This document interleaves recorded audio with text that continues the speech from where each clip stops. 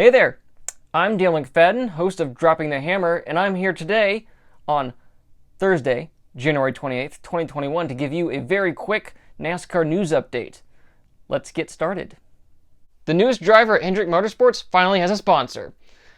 Sort of. Hendrick Motorsports announced today that Kyle Larson, who will drive the number 5 this year in the Cup Series, has a sponsor for the Daytona 500.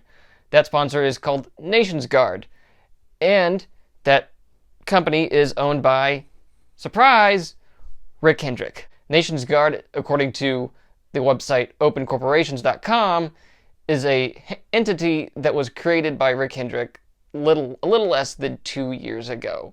This announcement isn't all too dissimilar from when Colleague Racing announces every year that Leaf Filter will once again sponsor its number 11 Chevrolet, when in fact Leaf Filter is owned by Matt Colleague, who owns Colleague Racing. So you're just getting an announcement that Matt Colleague still owns the number 11 Chevrolet. Thursday also brought the official announcement that it's an end of an era for a longtime beer sponsor in NASCAR.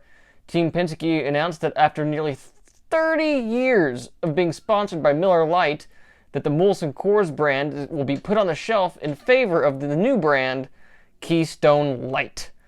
If you don't remember, last year, Brad Keselowski was only sponsored by Miller Lite in one race, the Coca-Cola 600, which he won.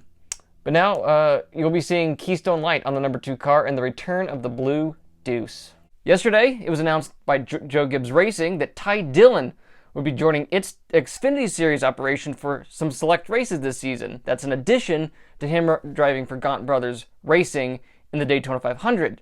Ty Dillon will drive the number 54 Toyota at Daytona, in the spring races at Homestead, Las Vegas, and Talladega. This is a clean break for Ty Dillon from Richard Childress Racing and General Motors, since he's now going to be driving a Toyota after years of only driving a Chevrolet for RCR and then Germain Racing.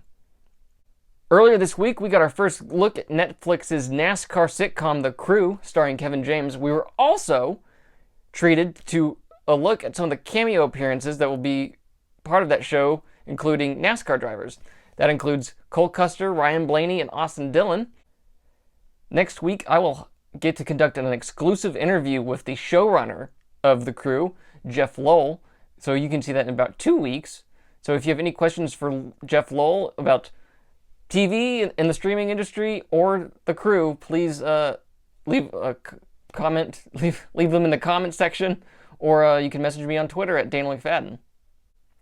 There's been some last-minute driver announcements made this week in the Xfinity Series and the Truck Series. That's been led by Ryan Vargas, being announced by JD Motorsports as racing full-time for it in the number 6. Vargas made his debut with the team late last year, driving the number 6 with TikTok sponsorship. JD Motorsports also announced that Landon Castle will return to the team to compete full-time in the number 4. Castle last raced for the team in 2019. This will be the first year that JD Motorsports has fielded 4 cars full-time. Also, coming to the Xfinity Series this year, Jordan Anderson, a fan favorite in the Truck Series, will drive the number 31 full-time in the Xfinity Series. In the Truck Series, Timothy Peters is making his return. The former Red Horse Racing driver has joined a new team called Rackley WAR. He will drive the number 25, and that team will have a technical alliance with GMS Racing.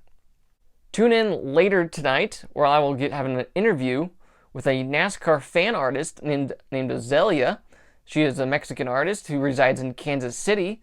I stumbled upon her a little while ago on Twitter and decided I wanted to interview her. So it's a really fun interview. She's also she's an alumni of NASCAR's Diversity Internship Program.